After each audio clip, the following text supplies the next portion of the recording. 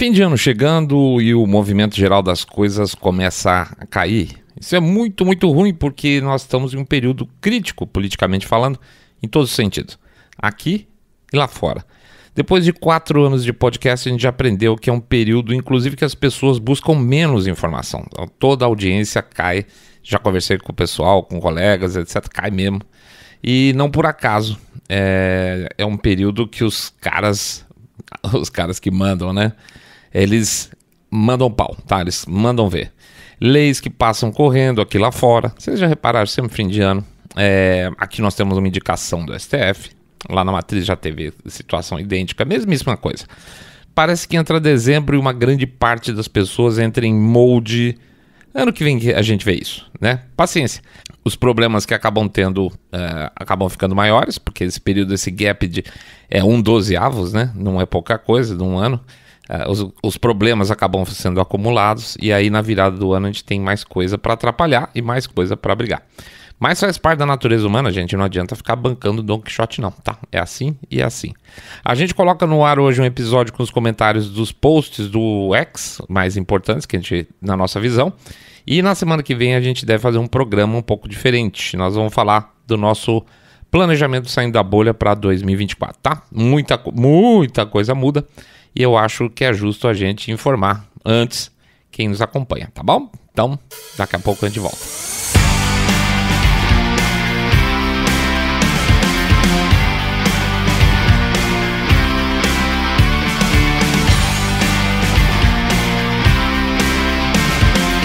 Uma semana carregadinha.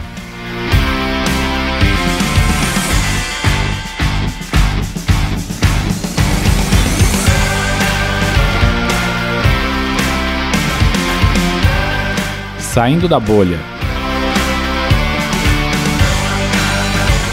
Menos notícia, mais informação para você. Bem-vindos ao Saindo da Bolha, esse é o nosso Tweets da semana número 8, tá? Primeira semana de dezembro, a gente vai falar do período exatamente anterior, talvez uns 2 dias a mais aí, porque a gente ficou um tempo afastado.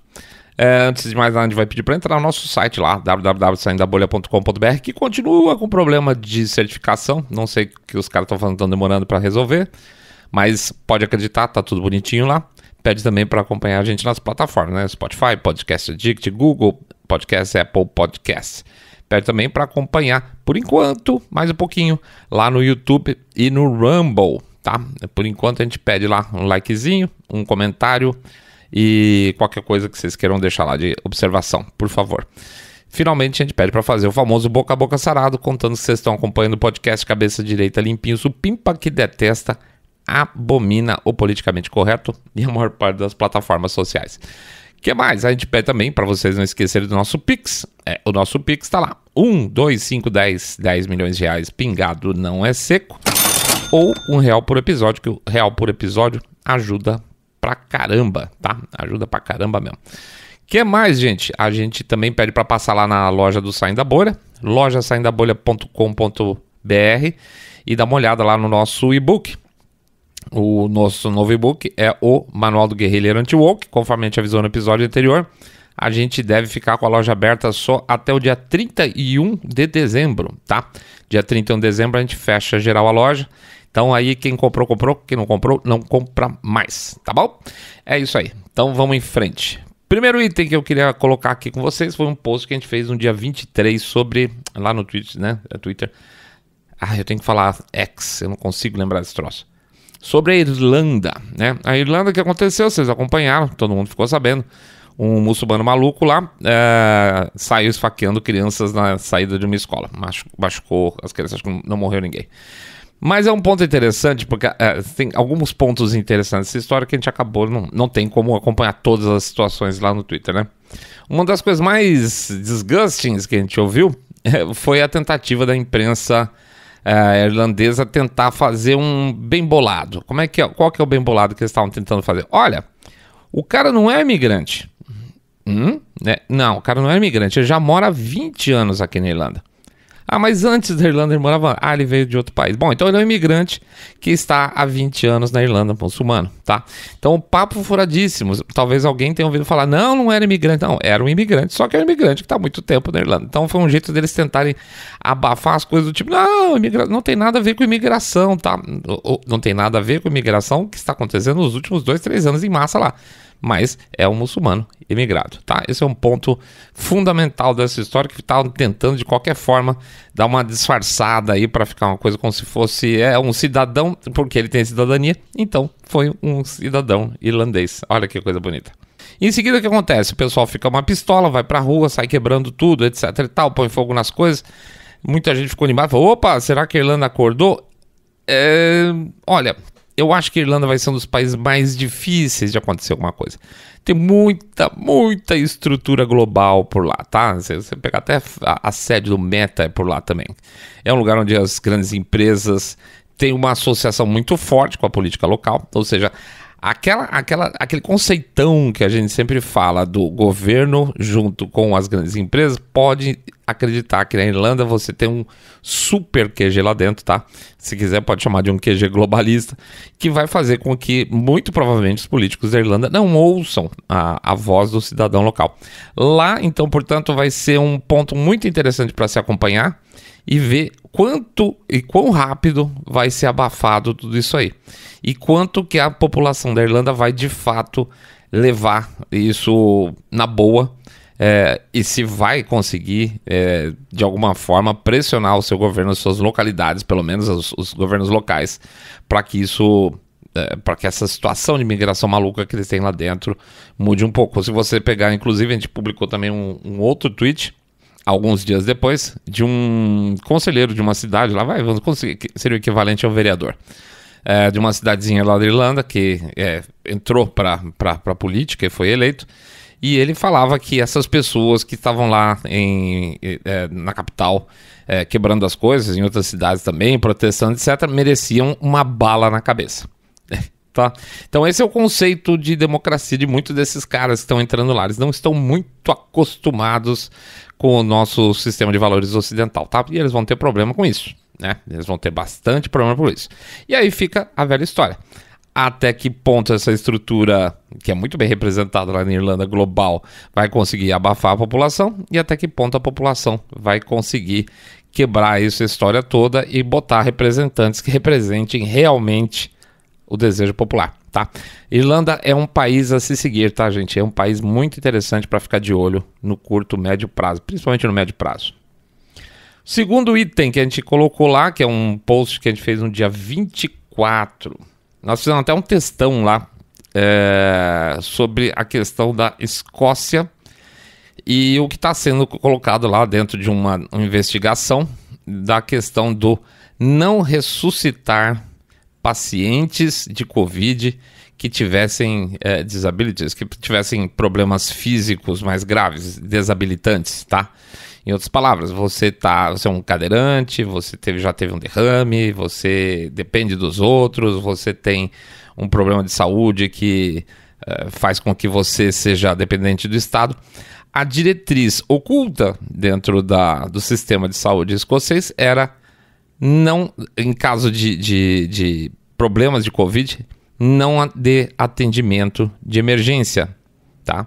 Porque, veja, é diferente de você falar não ressuscitar um paciente. Um paciente que está em estado terminal, que ele está indo para uma UTI ou que está em uma situação, ou não, na UTI, às vezes, do quarto, e os médicos falam, olha, gente, não adianta ficar esticando que a pessoa está sofrendo demais, etc. Daí você coloca lá na UTI e o cara vai se desligando aos poucos e vai embora, parte, né? Outra coisa é você, que acontecia lá, as secretárias dos médicos ligavam para essas pessoas e falavam, ô, dona Maria, a senhora aí tá tudo quebrada, tudo ferrada, etc e tal, a gente precisa que a senhora entre em contato com o seu médico aí, o seu médico de família, e avisa o seguinte, se você pegar Covid não é para fazer nada. Por quê? Porque sai caro, entendeu? E assim, o que acontecia é que vários idosos foram contatados por essas secretárias dos médicos, etc e tal, e entendiam isso como se fosse uma diretriz que eles deveriam seguir. Ou seja, pode deixar, eu vou falar com ele, isso sim, tá? Então assim, na inocência, Várias vidas foram perdidas lá na Escócia porque as pessoas acreditavam literalmente que isso era uma diretriz médica. Então tá, avisa aí que eu não quero que aconteça algum tratamento de emergência em caso de Covid. Então, basicamente, o que faziam era deixar essa turma à morte, tá? Simplesmente eles descartaram as pessoas que tinham problemas físicos mais graves, tá?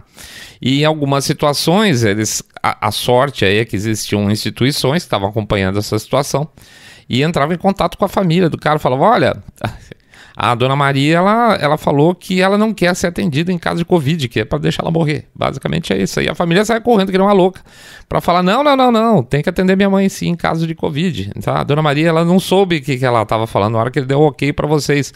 A gente quer sim que ela seja tratada. Então, porque se dependesse da política geral de saúde da Escócia naquele período, essas pessoas seriam deixadas literalmente à morte, tá? Isso se chama, basicamente, gente, eugenia. Isso aí é descartar os cidadãos que você considera não úteis mais aí para o Estado. Esse cara dá uma despesa enorme, fica aí exigindo remédio, fica exigindo cadeira de roda, fica exigindo enfermagem. Não, muito caro. Faz o seguinte, se o cara ficar doente, aproveita e descarta.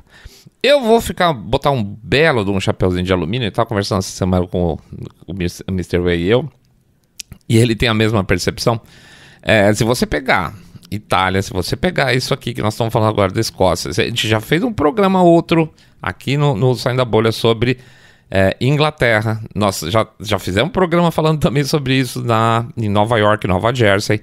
Tem vários lugares, esses aí são os que a gente sabe.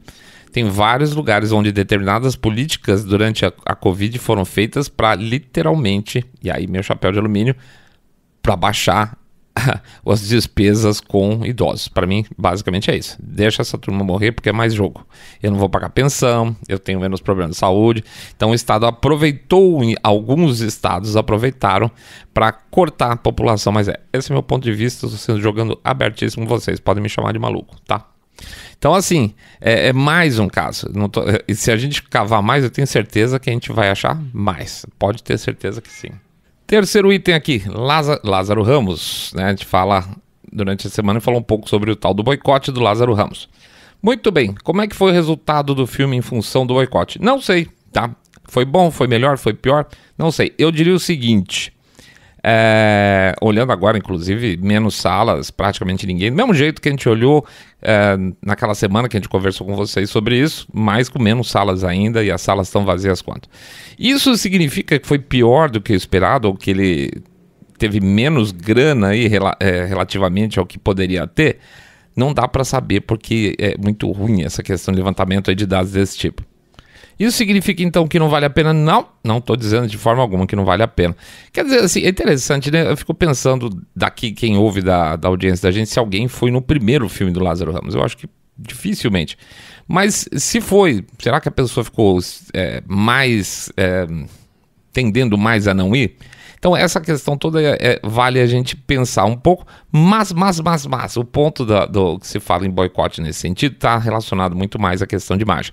No próximo filme, que não terá provavelmente o Opaió 3, será que o cara vai conseguir empresas para entrar junto, para associar o seu nome a uma próxima produção? Muito mais difícil e talvez, provavelmente, com menos dinheiro. Então, se vale a pena continuar esse tipo de coisa? Vale a pena. Eu acho que não dá para derivar, tá? Não dá para ser assim, vamos agora, que no outro dia eu vi uma hashtag, boicotem todos os artistas de esquerda. Não dá, né, gente? Porque aí todos os artistas são de esquerda, 80% são mesmo, tá? Então, mas assim, aqueles caras que vocês perceberem que tiver um movimento pesado, vai junto, acho que vale a pena, faz barulho sim, faz barulho. O ponto é comunicação. É muito mais comunicação do que financeiro, tá? Ponto seguinte, foi um tweet do dia 28 agora, que é a história, não sei se vocês acompanharam, é a história do menininho que foi no jogo de futebol americano, se não me engano, e tiraram uma foto de perfil dele. E um jornalista negro americano, muito conhecido, etc. e tal, da área de esporte, foi lá, pegou essa foto, que é o menininho de perfil, e colocou como se o moleque estivesse fazendo blackface, ou seja, tivesse pintado a cara de preto. O que é assim, tipo, show de horrores pros caras. Muito bem, só que acontece que a foto era de lado e a foto vista de frente, o menino tava com a cara metade pintada de preto, metade pintada de vermelho, que são as cores do time dele, tá? Então, na verdade, ele tava usando as cores do time e ele não estava fazendo blackface. E aí teve um super backlash em cima do cara, primeiro por ficar expondo uma criança, uma coisa horrorosa, né? É assim, você quer mostrar a sua virtude, além de tudo você vai sacrificar a imagem de uma criança acusando ela de racista porque ela tá pintada com a cara de preto, mesmo que tivesse a cara pintada de preto, tá? Mesmo que tivesse. E nem estava, ou seja, o cara é um caronista, o cara é um sem vergonha safado que tá tentando fazer barulho, ganhar engajamento lá nas redes sociais dele, ganhar imagem junto aos progressistas, ao público woke, expondo uma criança a uma coisa que, além de absurdo, né, a exposição da criança, era mentira, tá? Então o menino tava lá com a cara preta e vermelha pintada, e com um cocarzinho, etc e tal. Muito bem. Caem de pau em cima do cara, o cara dá uma desaparecida, ele se manca. Passa alguns dias, e aí tem um comunicado, mas o pessoal é muito ruim, vou te contar. Tem um comunicado da organizadora lá do campeonato, falando que eles são contra, desculpa a expressão, aqueles caras que ficam se cagando de medo de se expor pros woke, né? Olha, a nossa organização, ela é contra a apropriação cultural. Então, assim, olha o entortada que deram na história. Como não tinha mais o blackface, ou seja, não tinha mais acusação de racismo, começaram a acusar o menininho de apropriação cultural, porque ele estava vestido de índio e não era índio, tá? Então, a nossa associação aqui é contra a apropriação cultural, porque nós temos que respeitar as culturas primárias, nativas, aquela coisa toda. E o que o cara fez, o jornalista? Aproveitou que ele tinha tomado 517 lambadas, foi lá e pimba, foi em cima de novo. Ah, mas a apropriação cultural é muito feio, aquela coisa toda, foi pegar carona de novo na mesma história depois de ter tomado 517 porradas, só que aí já não mais com acusação de racismo, mas sim de apropriação cultural, tá? Eis que então, senhores, descobre-se que o menino é descendente de índio.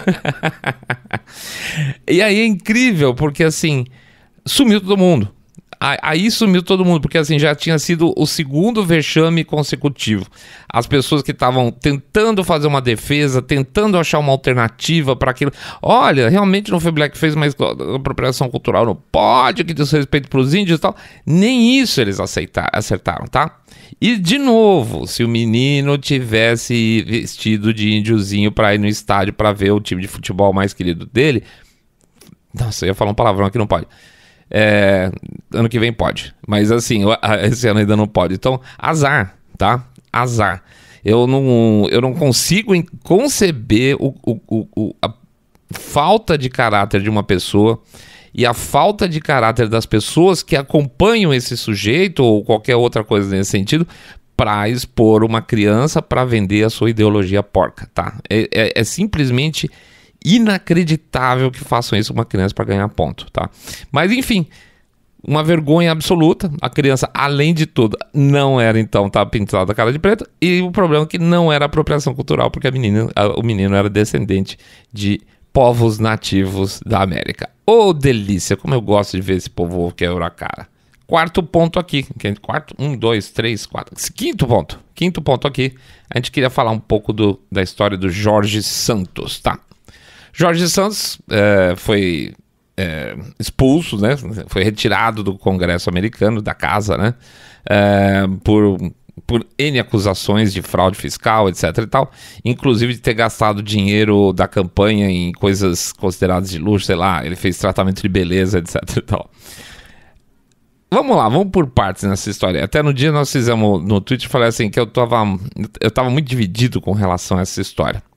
Acontece o quê? Acontece que o Jorge Santos, que tudo indica, não deve ser lá grandes biscas, tá? Ele não tem nada julgado, não tem nada, tá? Não aconteceu nada ainda em relação a ele, mas a base democrata da casa resolveu que ele tinha que sair. E conseguiram 105, se não me engano, 105 assinaturas de republicanos. Tem um nó muito grande aí, um nó um pouco preocupante. Os republicanos têm a maioria na casa e a saída do Jorge Santos, em princípio, não é um grande problema, apesar de que eles têm uma maioria relativamente justa. O problema é que boa parte dos caras que se elegem republicanos lá nos Estados Unidos não são republicanos de fato, né? É o famoso Rhino, né? Republicans in name only.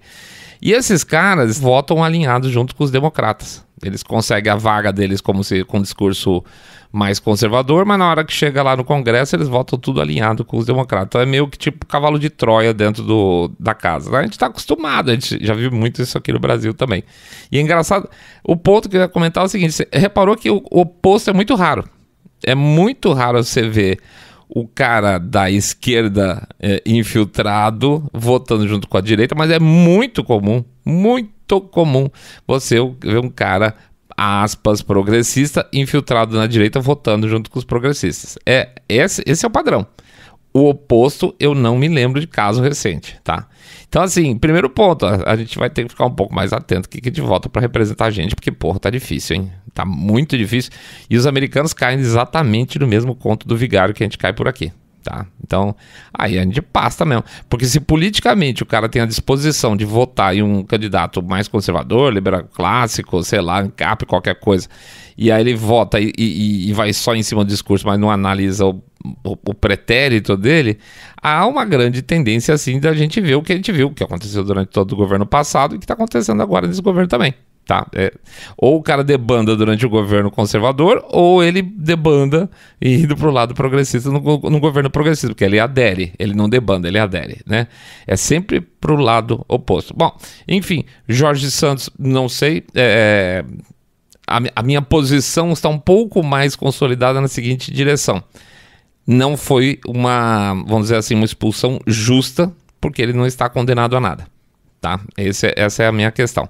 Agora, se eu acho que ele é um cara inocente, não, eu não acho. Honestamente, eu acho que ele teria tudo para ser condenado no futuro e mais tarde ser expulso. Mas, por uma questão de justiça, a justiça não foi feita agora. Tá? Nós temos casos cabeludíssimos pelos lados democratas que nem se mexeram para tirar os caras. Pega, por exemplo, teve recentemente aí no dia de uma votação importante, teve um dos deputados lá, um dos congressistas, democrata, que ele foi lá no alarme de incêndio lá do Capitólio e disparou o alarme de incêndio. Tiveram que sair correndo, evacuar a sala, etc. Porque eles queriam atrasar a coisa.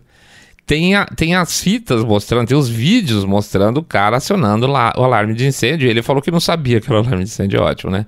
Ai, nossa, que surpresa. E ele tá lá acionando o alarme de incêndio e ninguém fez nada. Ele não tomou nenhum tapa na mão. Então, assim, é muito complicado você jogar, ter um jogo limpo de lado a lado lá no Congresso americano, como aqui no nosso Congresso brasileiro também. Peraí, deixa eu atender meu gato, peraí.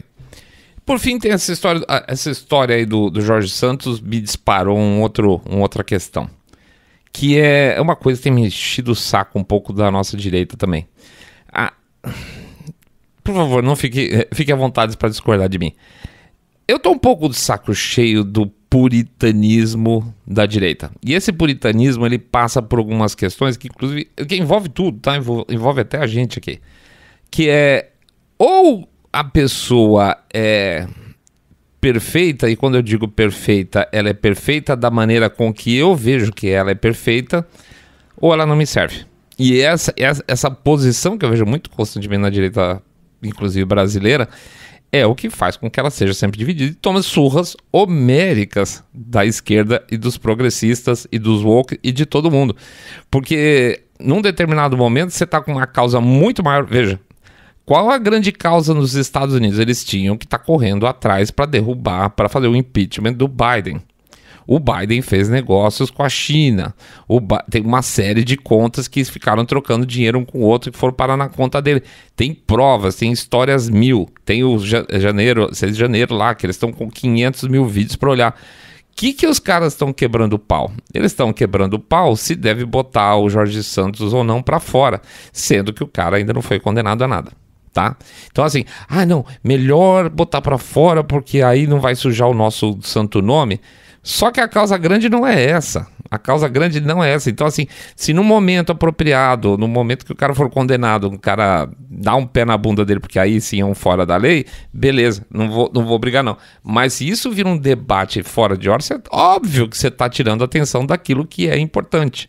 Que é o quê? Cuidar do que os caras estão fazendo no país deles. Estão destruindo os Estados Unidos e os caras debatendo se o Jorge Santos, lá ele comprou maquiagem, sei lá, base, fez limpeza de pele e alguma coisa por aí com o dinheiro da campanha dele, por favor. Então, assim, às vezes me dá a sensação que ao mesmo tempo que os progressistas e a esquerda têm o famoso virtual signaling, ou seja, a sinalização de virtude, mostra, ai, como eu sou bonzinho, não pode falar isso, não pode falar aquilo. A direita também tem. A direita também desenvolveu um cacoete ruim com o passar do tempo de mostrar, eu tenho um caráter maior ainda porque eu sou capaz de abrir mão da independência dos Estados Unidos porque o porra do Jorge Santos comprou base para passar na cara dele, entendeu? Não é possível um negócio desse, assim, ou se foca naquilo que é importante, que são os grandes assuntos, ou esquece, larga a mão para os caras de vez e a gente vai viver, sei lá, discípulo do Klaus Schwab, não sei qual que é a história. Mas não é possível, aqui no Brasil isso é 24/7, isso é 24/7 e fez com que ele esteja hoje na situação que ele está hoje. Ponto. Nós não estamos porque foi bem feito do lado de lá, é porque a nossa turma aqui é ruim pra caramba. É ruim pra caramba. É pau o tempo todo em quem tiver com alguma coisa na mão. Tá? Eu adoro Bolsonaro, sou Bolsonaro. Não sou Bolsonaro, mas porra, olha a diferença, cacete. Mas pelo menos tiramos. Não, meu amigo, olha o que tá acontecendo agora. Tá feliz? Eu não tô feliz. Eu não sei quanto a vocês, mas eu não tô feliz não, tá? Então isso em parte significa razão para as nossas mudanças aí de foco para o Saindo da Bolha em 2024, tá? Parte porque a gente tá um pouco de saco cheio disso também. Último item. Derek Chauvin. Aí, a mesma coisa, tá vendo? Derek Chauvin foi o cara que não matou o George Floyd, tá? O julgamento do policial Derek Chauvin é uma vergonha, é uma completa vergonha. Já passamos vídeo, já botamos vídeo no Twitter, já botamos vídeo em tudo quanto é lugar que a gente conseguiu, mostrando o cara tá sofrendo lá, eu não consigo respirar muito antes do rapaz lá do Derek Chauvin botar o joelho no pescoço dele. O cara totalmente chapado, o cara um criminoso, virou o herói nacional, as pessoas... mas porra, também precisava ter botado o joelho nas costas, sabe aquelas coisas? Então, pois é. Aí o que acontece? Ninguém segura a situação e o tal do Derek Chauvin foi considerado o assassino do George Floyd, tá? Tá preso numa prisão federal. E aí, preso numa prisão federal, sob custódia então do Estado, né? Ele foi esfaqueado agora esses dias 22 vezes por um outro cara, por um outro inmate lá, com um outro prisioneiro. Quem que é esse outro prisioneiro? Esse prisioneiro é um cara que era informante do FBI. Por favor, gente, não dá pra desconsiderar esse tipo de informação. Você olha a grande mídia, essa informação passa muito ao largo, como se fosse uma coisa assim, que será, hein? Será que tem alguma correlação uma coisa com a outra? Mas não dá. Veja, o cara, se não me engano, ele ia sair em 2025 da cadeia, esse cara que esfaqueou o Derek Chauvin. Você acha que um cara que tá pra sair da cadeia depois de trocentos anos lá dentro, ele vai dar 22 facadas logo no Derek Chauvin por um apoio ao Black Lives Matter, e ele fez isso na sexta-feira, na Black Friday, porque em homenagem ao Black Lives Matter? Por favor, que puta história furada, né? E assim, passa batido, né? Passa batido pela imprensa, como sempre, vai passar batido para um monte de americanos lá também. Nossa, você viu que azar? O cara tomou umas facadas na prisão. É assim que acaba a história. Existe uma possibilidade aí de se mexer com o processo do Derek Chauvin, e a sensação que a gente tem aqui talvez esteja mais perto do que a gente imagina, e é exatamente por isso que tentaram matar o cara na prisão, tá? Mas vai saber. Chapéu de alumínio. Muito bem, é isso aí, gente. Eu acho que são os pontos principais. A gente falou de Irlanda, falamos de Lázaro Ramos, falamos de Jorge Santos, falamos de Escócia, falamos um monte de assunto. A gente vai agora, então, semana que vem, falar sobre o futuro do Saindo da Bolha em 2024. Como é que fica a estrutura, o que a gente vai fazer no Twitter, o que a gente vai fazer no YouTube, qual plataforma a gente continua, qual plataforma a gente sai, o que a gente vai aumentar, o que a gente vai diminuir. Beleza? Tem um monte de coisa que a gente quer mexer para comemorar aí a nossa virada de ano, tá bom? É isso aí, a gente pede então, faz um último jabazinho, pedindo para vocês considerarem aí o nosso Pix, 10 milhões de reais pingado não é seco, ou R$1 por episódio, porque ajuda pra caramba, tá? Ou também uma passadinha lá na nossa loja, loja saindodabolha.com.br, loja saindodabolha.com.br, lá vocês podem comprar nossos e-books, nosso último e-book principalmente, está em pré-lançamento ainda. Tem camiseta, tem VPN, tem o escambau de Madureira lá, qualquer coisa. Inclusive, por lá vocês encontram o link do Apoia-se, tá? apoia.se.com.br, apoia.se, é só isso. E lá vocês podem fazer um planinho também para fazer uma doação mensal pro Saindo da Bolha via cartão de crédito. Tá tudo lá. Muito bem, é isso aí, gente. Boa semana para todo mundo, um grande abraço, muita força, muita luz, muita paz para todos vocês, quem está precisando. Fiquem todos muito, mas super bem.